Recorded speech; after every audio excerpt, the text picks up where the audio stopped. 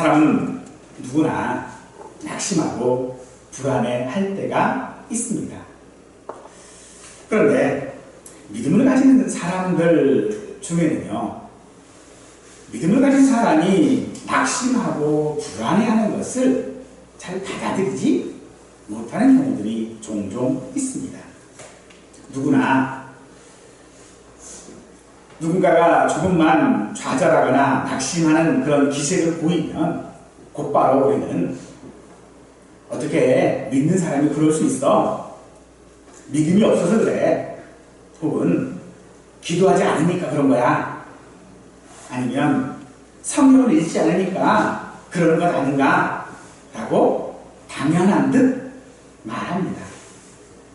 그러나 오늘 우리가 읽은 본문에서 시편 기자는 전혀 다른 현실을 우리에게 보여주고 있습니다. 그는 하나님을 떠난 적이 없었고 하나님께서 자신에게 선을 행하신다라고 하는 사실을 의심하지 않았습니다. 그럼에도 불구하고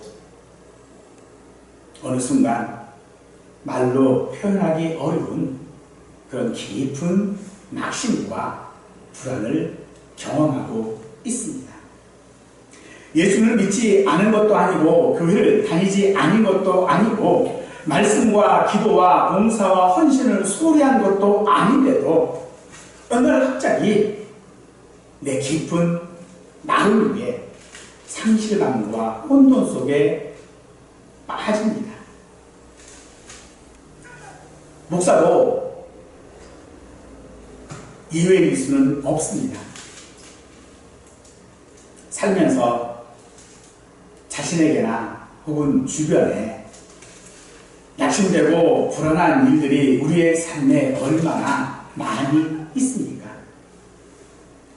투자한 돈을 잃었을 때에, 예기치 못한 사건이나 사고를 당했을 때, 어떤 질병의 진단을 받았을 때에, 퇴직을 공고받았을 때에, 사랑하는 어떤 이의 사고 소식을 들었을 때 등, 그때 우리는 그 소식 앞에, 그 현실 앞에 절망할 수밖에 없을 것입니다. 그리고 그 절망 속에 헤쳐나올 수 없는 길이 보이지 않을 때에 불안은 더 겹쳐서 우리에게 올 것이 분명해 보입니다. 바로 그때 오늘 본문인 시편 42편의 말씀은 낙심하고 불안한 우리에게 깊은 위로를 전해주는 줄로 믿습니다. 그러나 이 시편 42편은요, 한가로운 분위기 속에서 부를 수 있는 그런 노래는 아닙니다. 이 시편에는 깊은 절망과 불안, 그리고 눈물로 얼룩진 한 사람의 탄식이 담겨져 있습니다.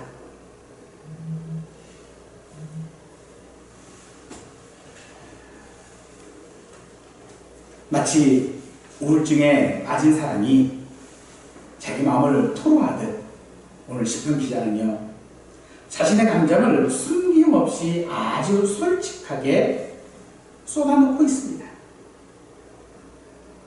이 시편의 표제는 고라 자손의 마스길이라고 되어져 있습니다.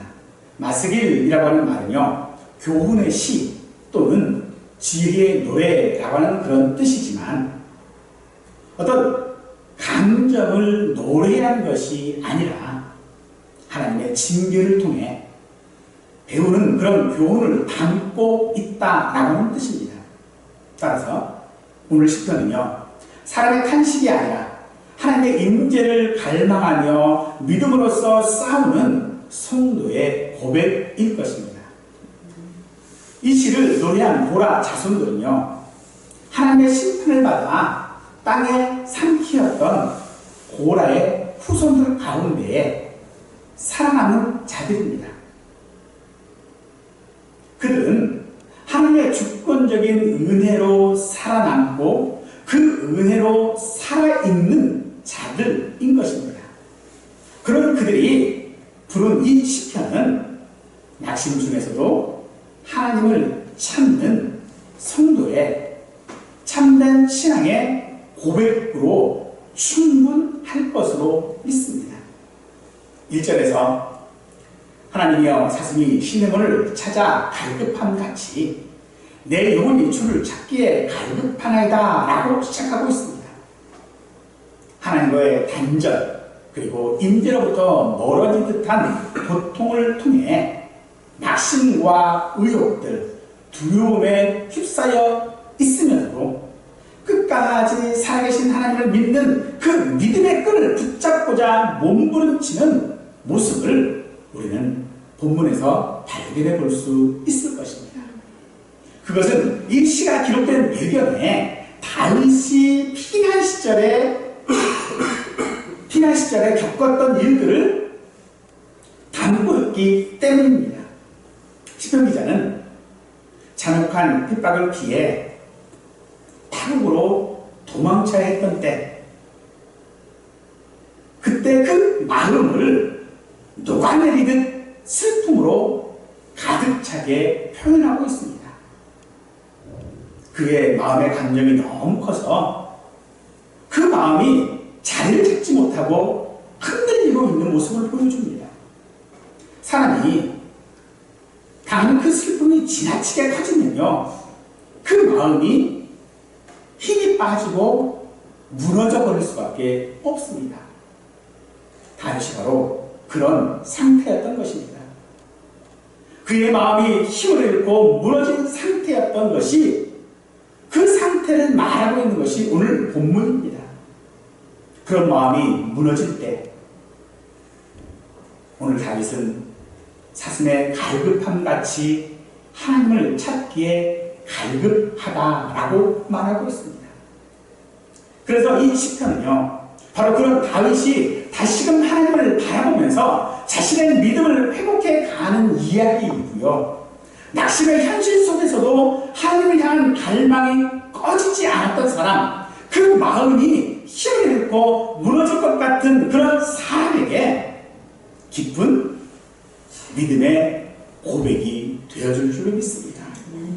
오늘 3절에서 사람이 종일 내게 하는 말이 내 하나님이 어디 있냐 하오니 내 눈물이 쥐하로 내 음식이 되었도다 라고 합니다.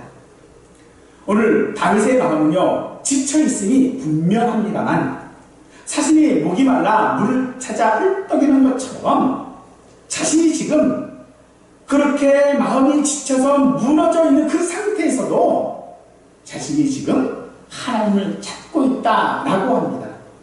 그러므로 오늘 다윗의 갈망은요, 그저 갈급함 때문에 있는 갈망이 아니라 자신의 생명을 유지하기 위한 몸부림치는 절박함이라고 해야 할 것입니다. 오늘 기자는 지금 성전에 예배할 수 없는 그런 상황 속에 놓여져 있습니다만, 그래서 하나님을 찾고 있습니다만 하나님은 보이지 않습니다.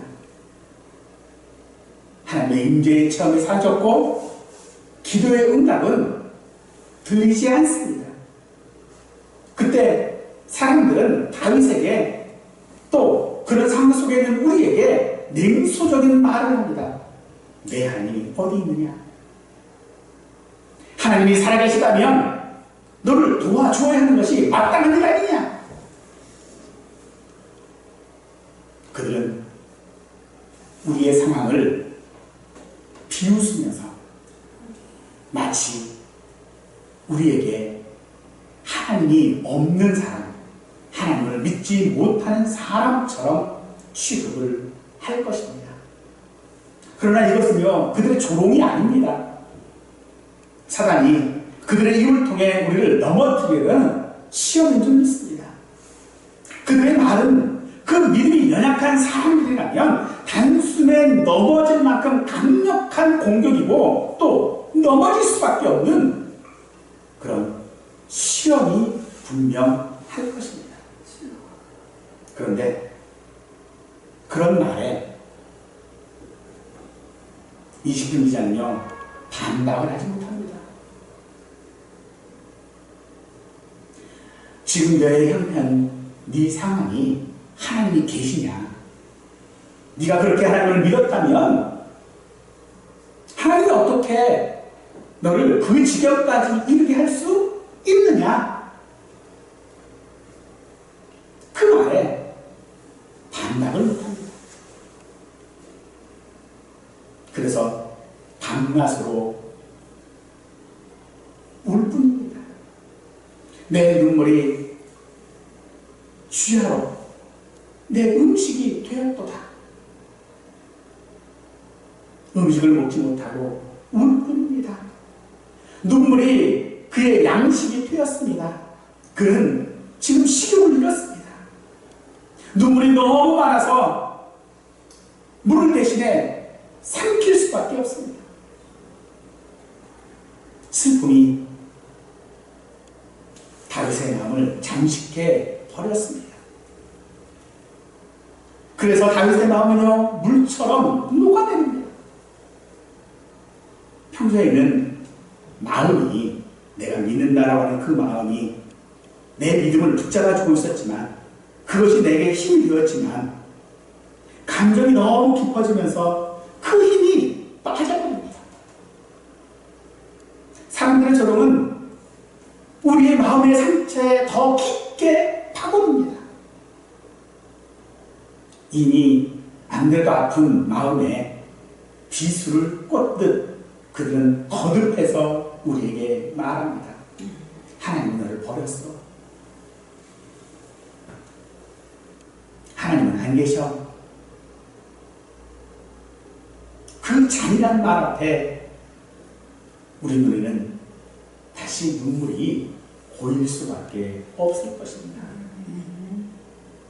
냄새난 자들의 입에서 흘러나오는 그 냉소가 이미 슬픔으로 가득 찬 우리의 마음을 다시 짓밟아 버리고 있습니다.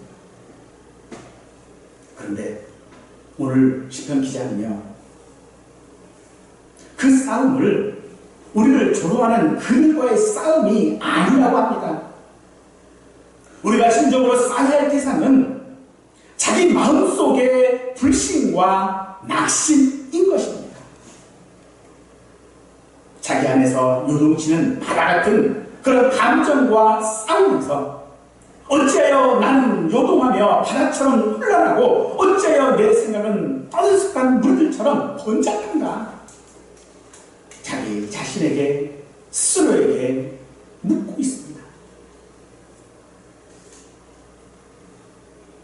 우리도 그런 질문들을 하지요. 정말로 내 마음 속에서, 내 상황 속에서 하나님이 계시긴 할까? 정말 하나님이 나를 사랑하시는가?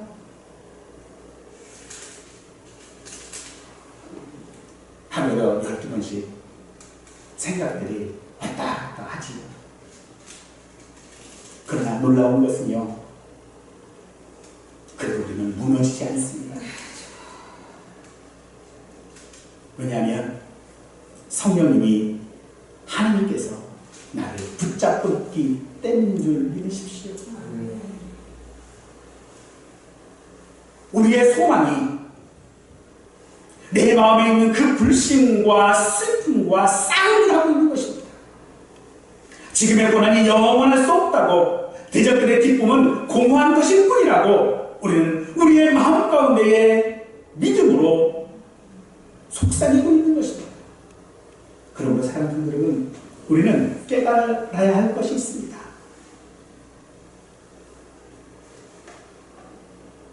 시편 기자가 그토록 슬퍼한 이유가 자기가 고난당하고 있기 때문이 아니라 하나님 앞에 나아갈 수 없었기 때문이었다는 것입니다. 그의 고통은요, 세상에 불편한 것이 아니라 하나님의 임재로부터 멀어진 데서 비롯된 마음의 아픔이었던 것입니다. 다윗에게 하나님의 임재가 끊어지는 것은요, 생명을 잃는 것보다도 더 큰 고통이었던 것입니다. 그래서 다윗은 다시 하나님을 바라보기 시작합니다. 비록 물결이 포호하고 있고 날뛰어도 우리는 그 위에 있음을 믿는 것입니다. 하나님은 변함이 없으시고 그 은혜는 여전히 흔들림 없는 소망의 근거가 되어주는 줄 믿으시기 바랍니다. 사람들의 조롱을 일으키는 마음의 화분을 가라앉히기 위해 그래서 우리는 잠시 현재의 고통에서 눈을 돌려 과거로 돌아간 때가 있습니다. 지금의 고통 속에서 하나님이 내게 어떻게 해주셨는지를 돌아보는 겁니다.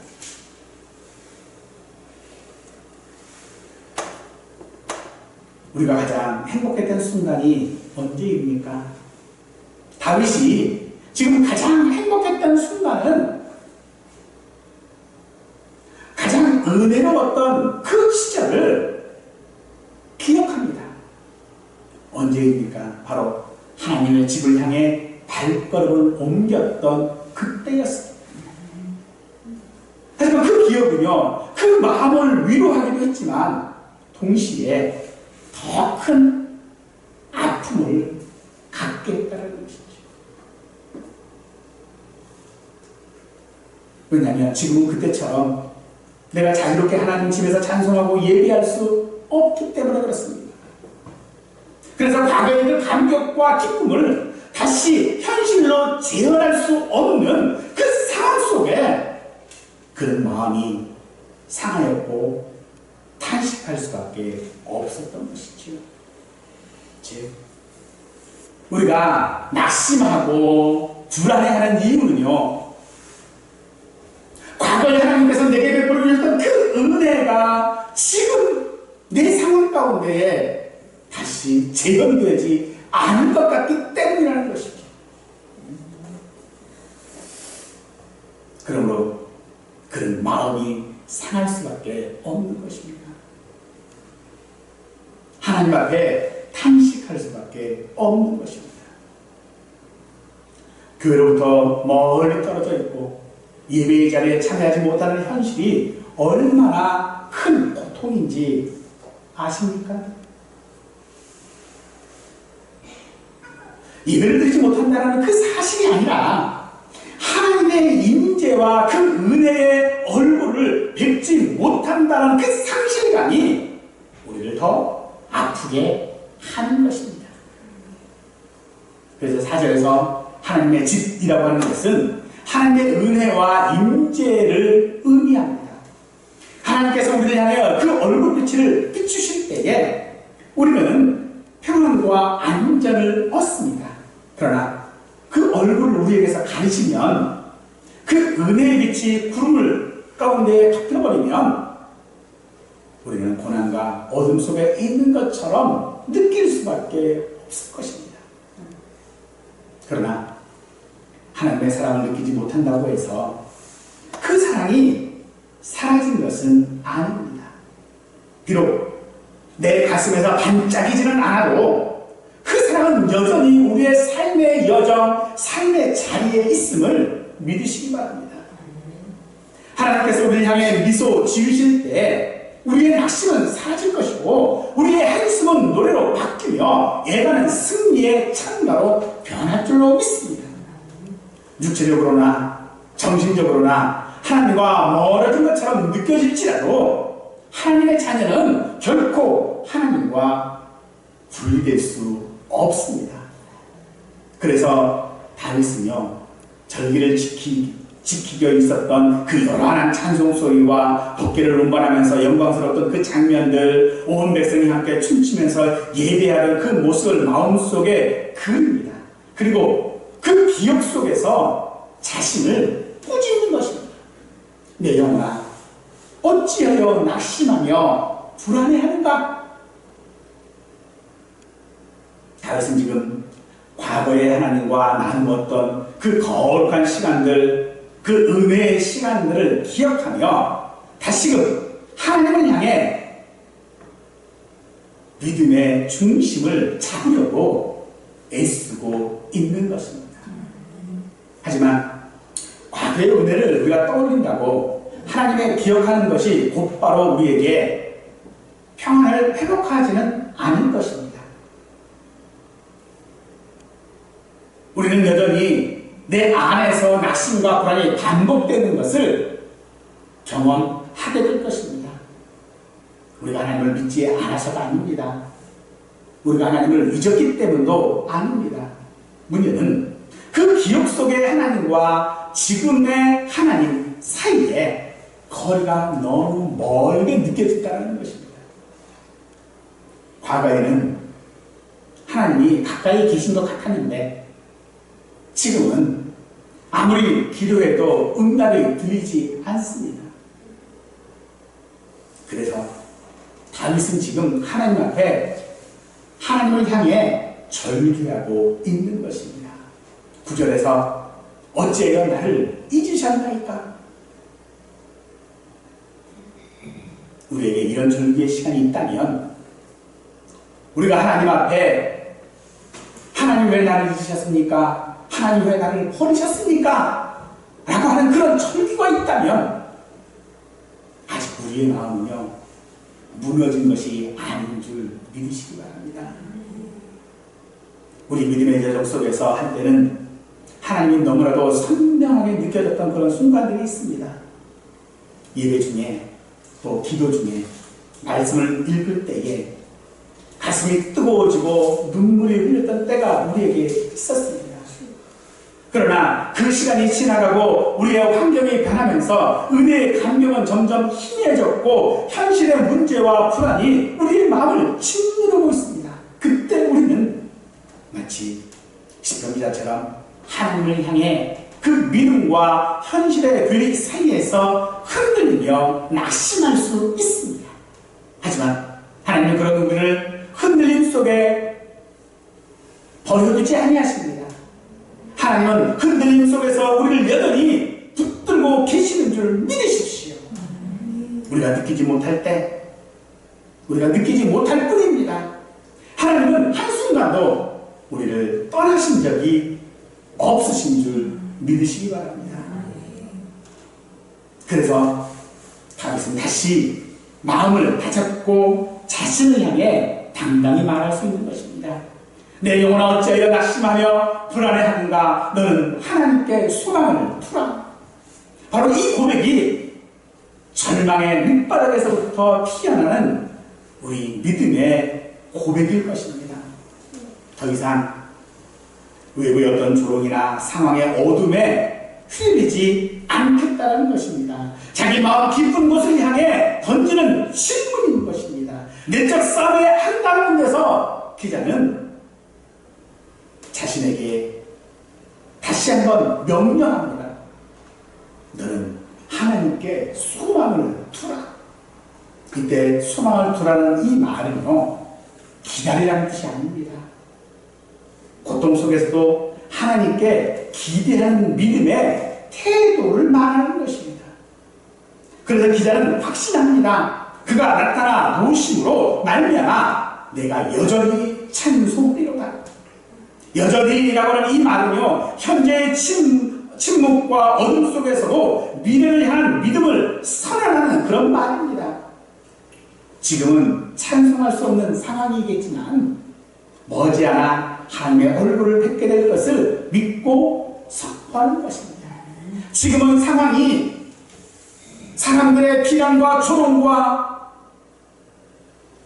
낙심하는 말을 듣고는 있지만은 여전히 하나님의 나를 붙들고 계심으로 나는 여전히 하나님 앞에서 이 믿음을 잃지 않고 찬송할 것이라고 하는 그런 고백이 되어지는 것입니다. 어찌 보면 이런 그의 고백은 현실을 부정하는 것처럼 보여집니다. 지금 상황이 너무너무 안 좋은데 마치 희망을 잃은 것처럼 말하고 있는 것 같습니다. 여전히 이 말을 우리가 고백한다 할지라도 우리의 기도에 하나님의 응답은 들리지 않습니다. 그러나 우리는 깨달아야 합니다. 하나님의 사랑은요 내가 느껴지지 않아도 여전히 그 자리에 있다라고 하는 것을 우리는 깨달아야 합니다. 마치 구름에 가려진 태양이 사라진 것이 아니라 잠시 보이지 않을 뿐 하나님의 은혜는요 결코 사라지지 않습니다. 누구라 할지라도 구원의 확신이 언제나 변함없이 유지되는 것은 아닙니다. 때로 하나님께서 얼굴빛을 감추시는 것처럼 느껴질 때가 있고 깊은 어둠 속을 걸어야 할 때가 있습니다. 그러나 그 어둠 속에서도 믿음은 여전히 하나님을 향해 기대해야 하는 줄 믿으시기 바랍니다. 바로 자기 자신을 향한 그 믿음의 권면 속에서 절망은 서서히 소망으로 변하고 눈물은 찬송으로 바뀔 줄 믿습니다.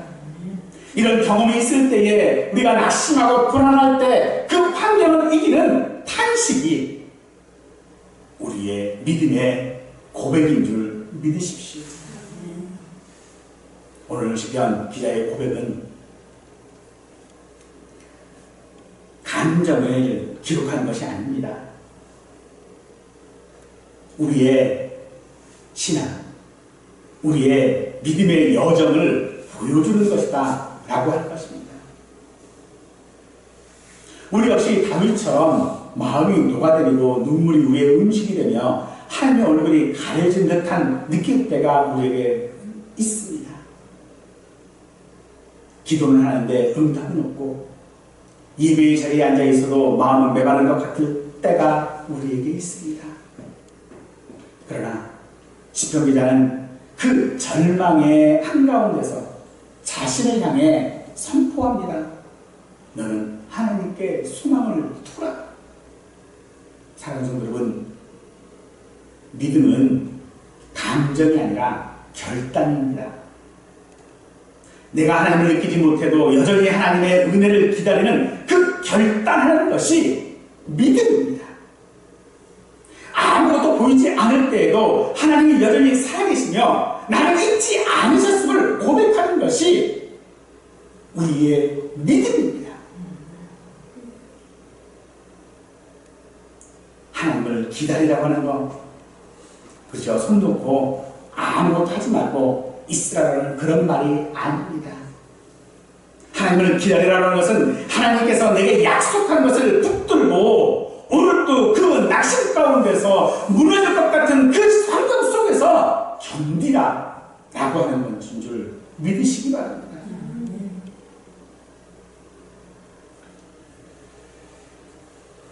마음이 힘을 잃고 무너지는 순간들,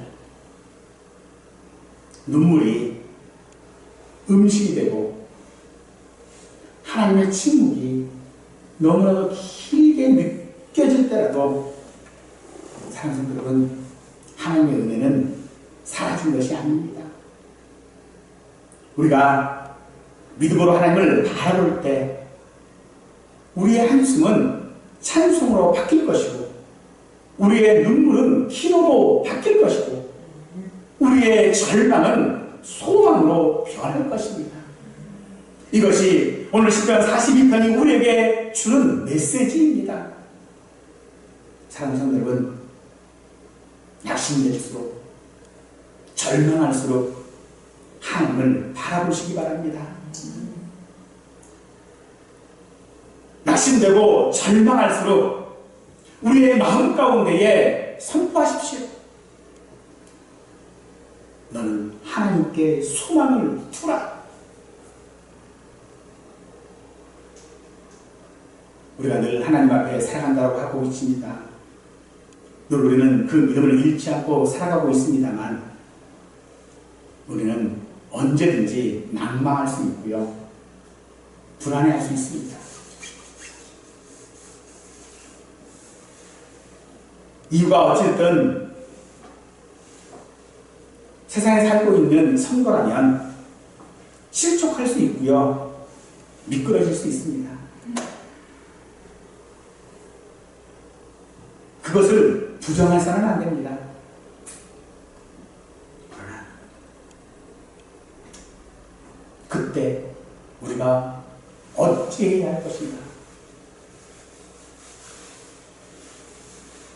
어떤 어려움이 우리를 하나님 앞으로 나가는 것을 막고 있을지라도 그것이 경제적 어려움이든 육체적 고통이든 사람으로 인한 시험이든 그 무엇이든 내가 난망하고 미끄러지고 넘어졌다면 하나님을 바라보십시오. 하나님께 소망을 두어보십시오. 그러면 예수님 안에서 우리와 함께 하시는 하나님의 임재로부터 은혜를 얻게 될 것이고 하나님께 절규하는 것 같은 그 사슴의 갈급함으로 찬송할 수 있게 될 줄로 믿습니다. 사랑하는 여러분, 다윗이 세상 근심 때문에 그의 마음이 무너진 것이 아닙니다. 사울왕에게 쫓겨서 미친 채 해야 되는 자신의 그 불행 때문에 지금 다윗이 울고 있는 것이 아니었습니다.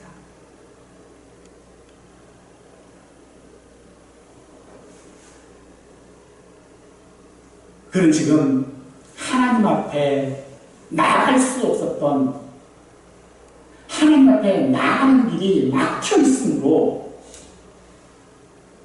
불안해하고 난망하고 근심하고 절규했던 것입니다. 우리는 무엇으로 근심하고 계십니까?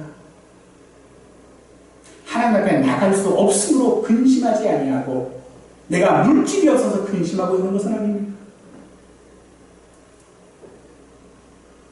내가 난망하는 이유가 무엇입니까? 세상에서 얻을 수 있는 성공과 존경의 기쁨 때문에 그것이 없어서 낙심하고 있는 것은 아닙니까?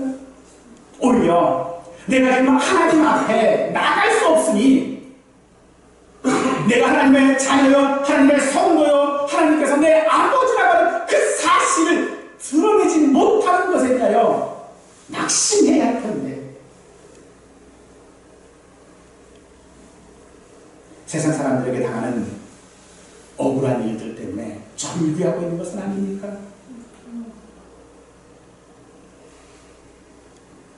하나님께서 내게 주신 그 은혜를 생각하면서 하나님께서 내게 베풀어 주신 그 사랑 때문에 그 사랑을 내가 현재 지금 느끼고 있지 못한 것 때문에 사랑스러운 절규할 수 있어야 할 줄로 믿습니다.